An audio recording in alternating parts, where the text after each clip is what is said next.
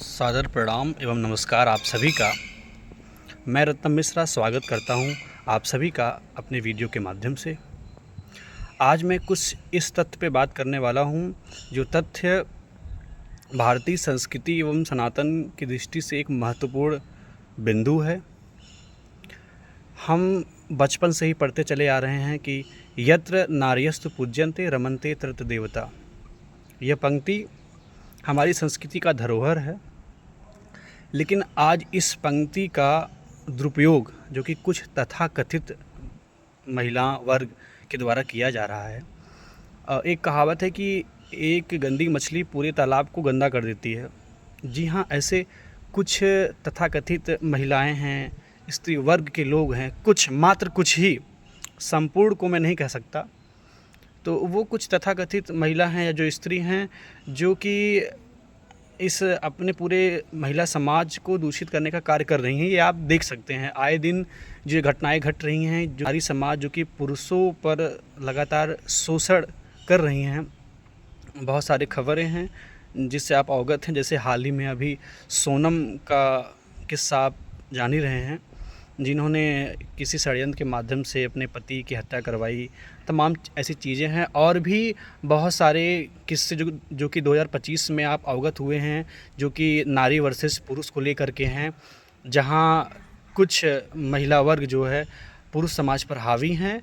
तो आइए हमारे साथ एक इतिहास के जानकार हैं जो कि वर्तमान स्थिति नारी समाज की जो है और अपने कुछ ऐसे वक्तव्य हैं जो वो देना चाहेंगे। तो आइए उनका हम श्रवण करते हैं। तो हमारे आदरणीय अध्यापक श्रीमान अरुण कुमार अस्थाना, जो कि परिचय के मोहताज नहीं हैं, पीजीटी हिस्ट्री के ये अध्यापक हैं। और आइए इनसे वर्तमान समय में नारी की स्थिति को जानते हैं। सर।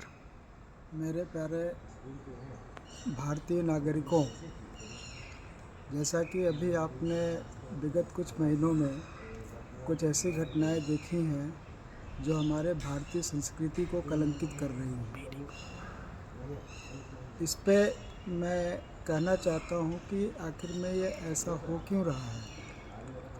इसके पीछे जहाँ तक मुझे समझ में आता है कि अपने बच्चियों को जो शिक्षा हमें देनी चाहिए वो शिक्षा आज उनके घर से उनको नहीं मिल रहा है।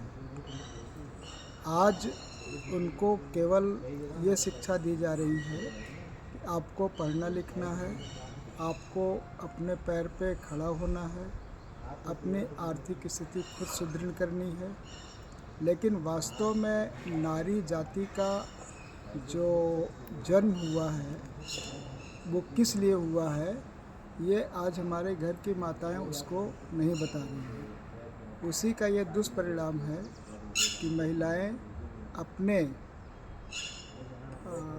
अपने आकांक्षाओं की पूर्ति के लिए किसी भी तरह से किसी भी हद तक जाने के लिए तैयार हो जाती हैं। जैसा कि नारी का मतलब ही है कि नारी शब्द की जो उत्पत्ति हुई है वो नम धातु से हुई है, जिसका मतलब होता है कि उसको जो है झुक के रहना है। मतलब समाज में एक ऐसा स्तर जो हमेशा झुक के रहता है। लेकिन आज हम देख रहे हैं कि आधुनिकीकरण के नाम पर लड़कियों को केवल किस तरह समाज में अपनी स्थिति की पराकाष्ठा को पहुंचाना है, इसी पर ज़्यादा जोर दिया जा रहा है।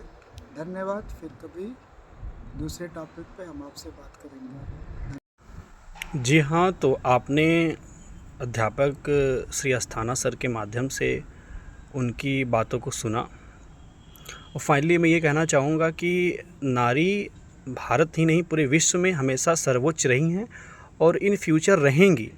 हम नारी का सम्मान हमेशा करेंगे, क्योंकि नारी के रूप में हम अपनी माँ को पाते हैं, अपनी बहन को पाते हैं और एक पत्नी को भी पाते हैं। इस प्रकार नारी सर्वोच्च हैं, सर्वोच्च रहेंगी। लेकिन ज़रूरत है थोड़ा सा संभलने का, थोड़ा सा सुधार करने का। जो कि समाज में थोड़ी बहुत विकृतियाँ हैं नारी को लेकर के, उन्हें सुधारने का